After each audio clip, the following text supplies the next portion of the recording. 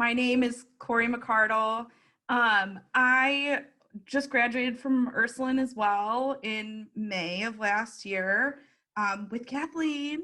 Uh, and so I'm a litigation paralegal at a law firm, a smaller law firm, but they're very prestigious in the Cleveland area. We do civil rights and criminal defense. And that is something that I was always interested in doing. It's work that I always thought that I was interested in doing when I first, so I was also a UCAP student. When I first went to Ursuline, I was working at another law firm. I was working in a different area of law that I didn't really like as much, but I really liked the people that I worked with. And I guess I didn't really have a view for, a better job or something that was closer to my goals and my dreams. But going through Ursuline, I kind of expanded my horizons, and the opportunity for this job came up, and I decided to go for it, and they offered me the job like within 24 hours.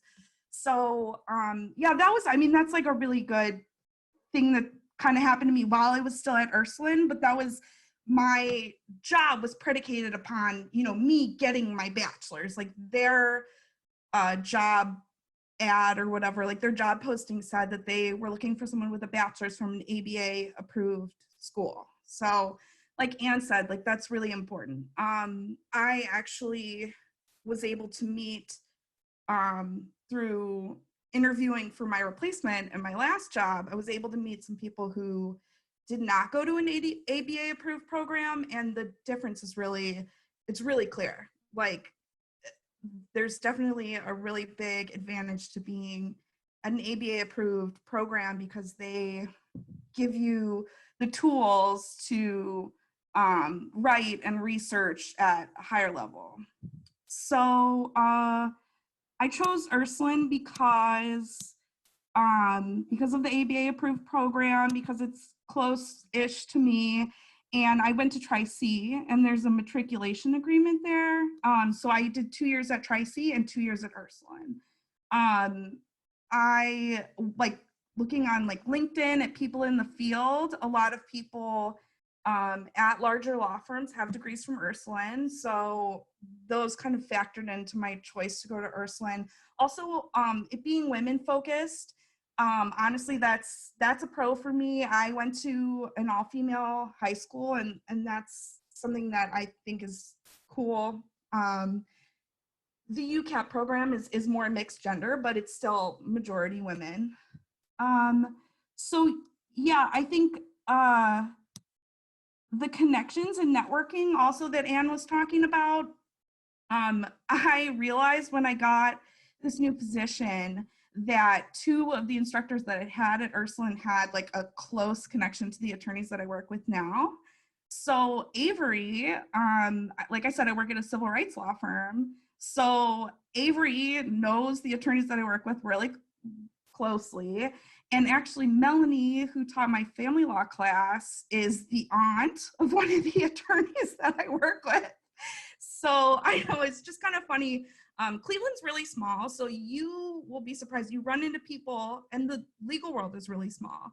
So you run into people again, and so if you make a good impression on an attorney who's your teacher, if you go to apply at their organization or their law firm years later, they'll remember you. Like teachers remember you, So I mean, I think that's a really important big part of having attorneys as teachers, like practicing attorneys as teachers, is that if they're in a field that you're interested in, that can really be an advantage for you. I'm also a member of Alpha Sigma Lambda, which is like a huge honor. And like Kathleen, I decided to go for it with my bachelor's and try and do the best that I could. I was working the whole time that I was getting my degree, and with UCAP they make it easier because obviously classes are after work, they're after work hours. And I'm trying to think of if there's anything else that I forgot to say. Oh, honestly, what Anne was saying about career opportunities, I get messages all the time from recruiters on LinkedIn. I'm not looking for a job, but I mean, the opportunities are there, and they're certainly limitless. So yeah, that's it.